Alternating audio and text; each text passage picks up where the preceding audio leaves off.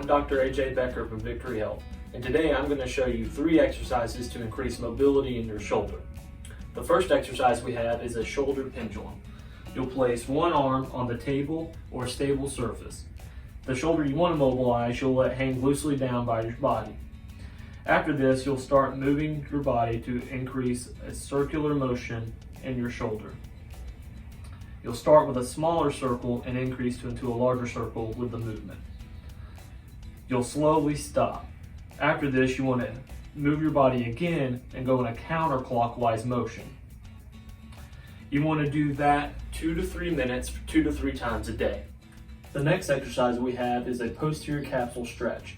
You want to start on your side and put your shoulder down at 90 degrees and your elbow down at the 90-90 position. You'll move your arm forward until you feel a stretch in the back of your shoulder. After you feel a stretch, you'll put your hand on top and apply a slight pressure and resist that. You want to hold that 5 to 7 seconds and repeat 2 to 3 times. The last exercise we have is a walk the wall exercise. You want to face the wall, put your arm out at shoulder level.